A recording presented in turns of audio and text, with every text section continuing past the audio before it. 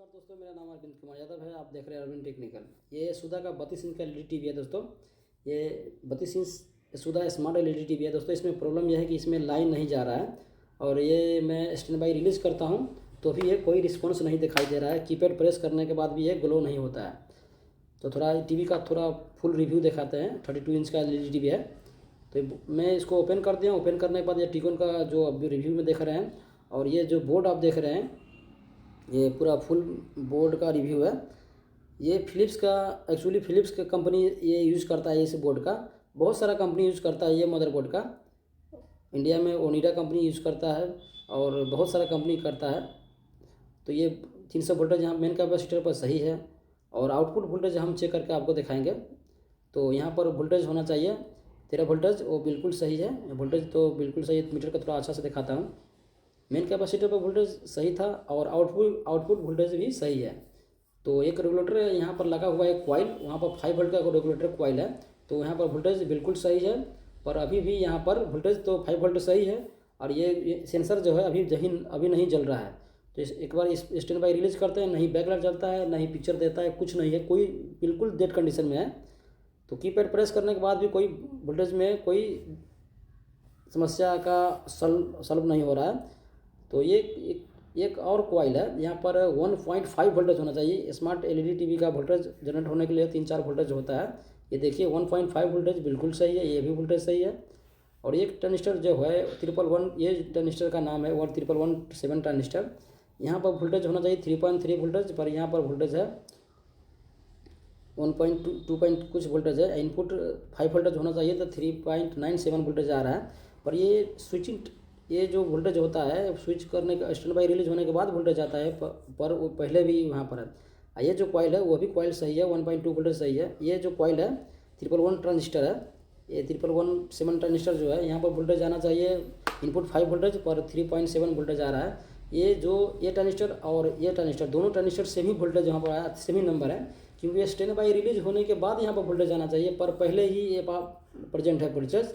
तो इसके बाद थोड़ा बाद में ट्रेस करेंगे। एक और ट्रांजिस्टर है 11117 ट्रांजिस्टर, यहाँ पर 3.3 वोल्टेज बिल्कुल सही है, यहाँ पर होना चाहिए। और ये जो ट्रांजिस्टर आप देख रहे हैं यहाँ इनपुट वोल्टेज जो है 5 वोल्टेज है। एक थोड़ा ये रिव्यू करके दिखाता हूँ आपको जूम करके। यहाँ पर ये 11117 ट्रांजिस्टर का इनपुट पर वोल्टेज होना चाहिए 5 वोल्टेज और आउटपुट पर वोल्टेज होना चाहिए 3.37।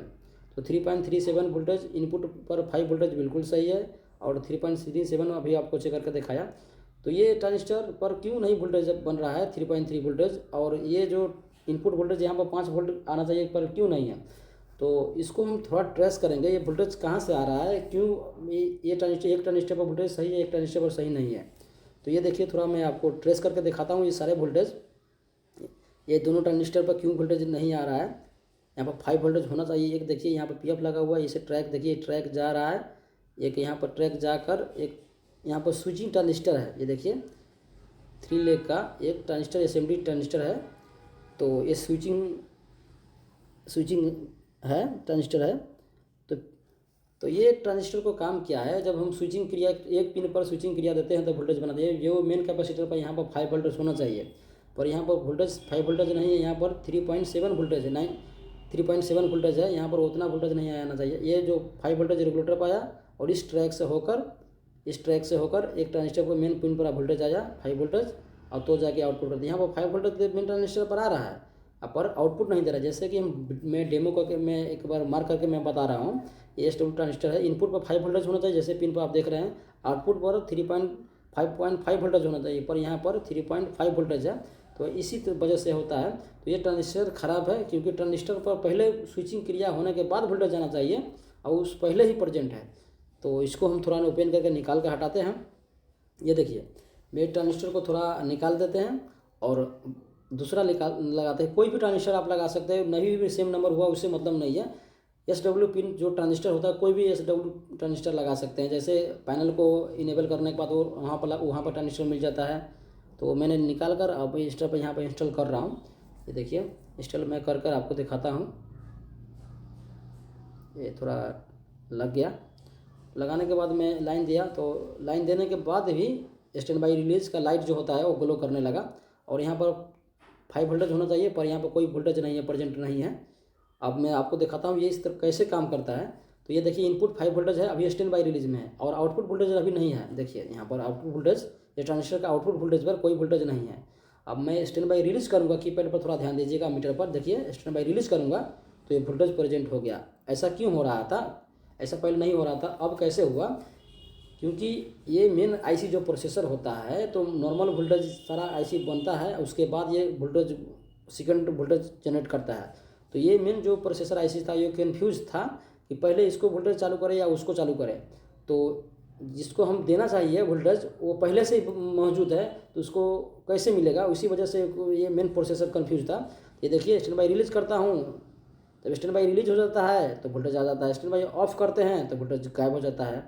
तो इस ट्रांजिस्टर का जैसे ऑन ऑफ स्विच हुआ, बेड स्विच में हम लोग लगाते हैं ऑन ऑफ करते हैं, उसी वजह से ऐसा ये वोल्टेज जनरेटर बना रहा है।